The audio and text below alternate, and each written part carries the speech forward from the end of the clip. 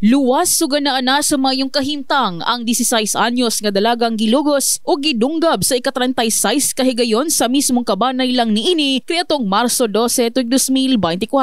Si alias Rica nakauli na sa ilang panimalay human ang pipila ka simanang pakigbatok alang siyang kinabuhi ug nabutang pa sa peligro tungod sa mga sama dinunggaban nga naangko niini. Presko pa sa panghuna-huna ni alias Rica ang nahitabo apan mapasalamaton kini tungod nakasurvive siya sa maong kahimtang. Surrender na jud. Kaya bilang ko kagabi sigira kog hilak.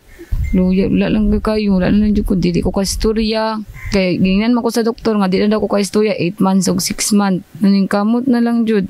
Gusto na jud ako liyo ko na nila kay sigiran sila ano sa mo nga. Ano daw lagi wawaran talagi nya. Wala jud po nabot pila na ka ano.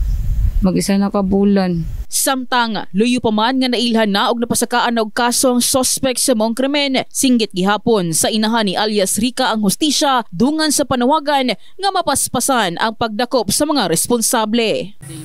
Fighter siya kay nagod wala pa ilabot sa liog, pila daan sa likod pa lang daan. Nakapag-file mi ma'am. Kauban si papa na sa among papa ba.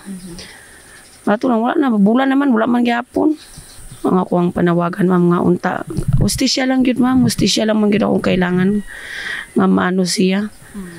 Naramunta ng biktima ng suspect dira. Ang ako alang unta madakpan siya. Kung makaano siya ma'am, kadungog siya karon. Surrender na lang siya ma'am. Kaya kasakit siyang gihimo sa bata. Dili lalim. Luyo sa naitabo, plano gihapon ni alias Rica nga ipadayon ang iyang pagtungha ug galing hingpit na kining makarecover sa sunod nga school year. Mingon siyang eskwela daw siya pero Human jud siya class. Ma'am, sayang nang tambal niya nga wala na mo napalit ba. Kana laging maulaw na siya kay kini laging dako kay piklat sa liog niya. Na yang kaano daw maulaw daw siya kung maulaw man ka. Ang iyong pag-eskwela ma'am? Stop na kay wala na.